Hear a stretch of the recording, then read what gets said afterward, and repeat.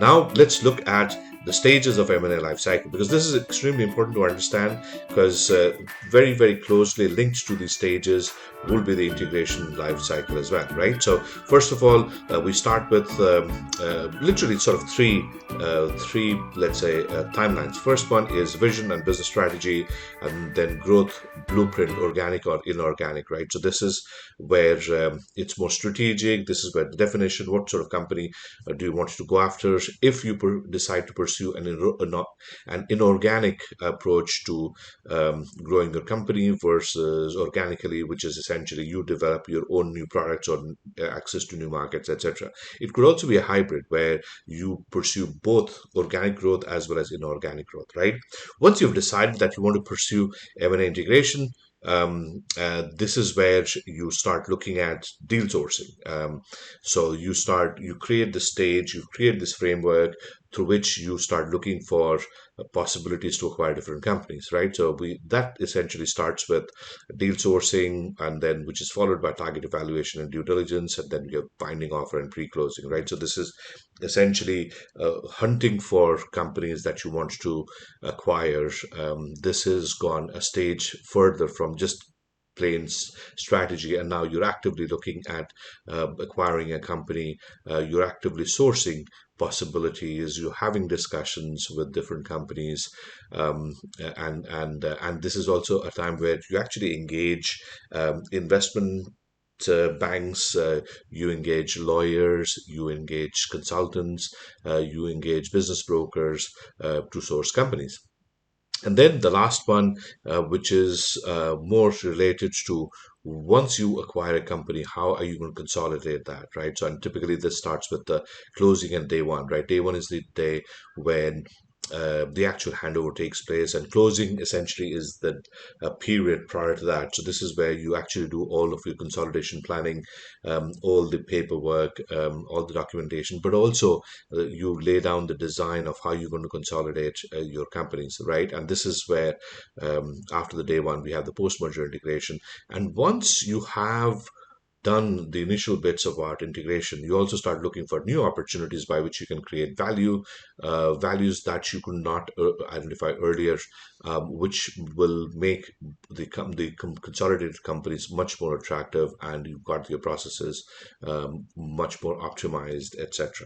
Okay, so these are an overview of different stages of an M&A life cycle, right? So first one, let's jump into that straight away. It's business and vision strategy. So this is the strategic outlook for growth in 3 to 5 years. So I'm talking about here the acquiring company, right? So this is where you go through the strategic outlook. You set up a vision of do you want to be, and what are the business objectives which are going to be there, right? The second step you're going to decide upon is whether you're going to do it organically or inorganically, right? So organically would be developing products, developing services, developing capabilities on your own, versus inorganic could be it's you either look for contracted opportunities. So this could be, for example, in the manufacturing world, you can have contract manufacturing, or in services world, it could be contracted or outsourced opportunities there. And then you could also look at strategic alliances, JVs, and of course, the most important of them all is the mergers and acquisitions, right? So you go and acquire another company in order to grow inorganically. Okay. The third stage is deal sourcing. So once you've embarked on a strategy of growing inorganically through mergers and acquisitions, the first thing, of course, you start with is setting the stage through which you can actually do deal sourcing, right? So this is where you create a framework for sourcing acquisition targets. You look at the right instruments for acquisition and engaging experts for deal sourcing. As I mentioned, it could be investment bankers, lawyers, consultants, and the others through whom you can get the deals sourced. Or this is where targets are sourced, the target companies across the globe, across different industries, pertaining and relevant to what your needs are. The next one is target evaluation and due diligence.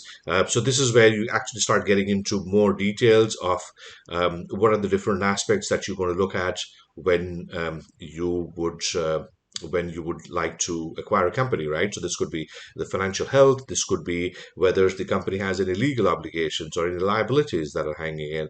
You'll also look at tax liabilities. But more importantly, if it's a technology company, you also would like to understand the technology, some of the IP rights which are there. If it's a services companies, a company, you want to look at how the services are rendered, whether there are any patents or whether there are any trademarks, etc. But it also could mean that you may look at people due diligence. This is where you look at leadership, you look at the depth of talent, etc. So whatever your particular target assessment framework is, you would use to evaluate your target, and you would conduct the due diligence. The next one is, as I mentioned, pre-closing. So pre-closing is once you've made the offer, a binding offer, you start planning to actually planning on how you're going to consolidate the companies, right? I mean, the consolidation of companies would be centered around the day on which the transfer of ownership is going to take place, transfer of funds are going to take place, and what are the different activities that needs to be done prior to that day, and then what are the activities that one would pursue for consolidation. And there's a lot of focus on the first 100 days, what needs to happen in the first 100 days, and then some of the elements that take longer, like culture, um, like talent development, etc., may take longer. A key element that needs to be planned for well is communication, right? One of the biggest reasons or biggest complaints that people make during an M&A integration is around communication. Step six is closing on day one. So this is change of ownership. The day it takes place, communication, transfer of funds. And as I mentioned, prior to day one, there is a planning closing activity that takes place. And then step seven, post-merger integration, 100 days. You start looking at the opportunities by which you can actually you can figure out ways by which you are going to realize your synergies. You look at ways by which you're going to consolidate the business, etc. And then post integration optimization. So this is typically 3 to 6 months after the day one. You start looking for new avenues, new opportunities by which you can create new value. This could be as a result of cultural integration. This could be new capabilities. This could be new growth and additional revenue.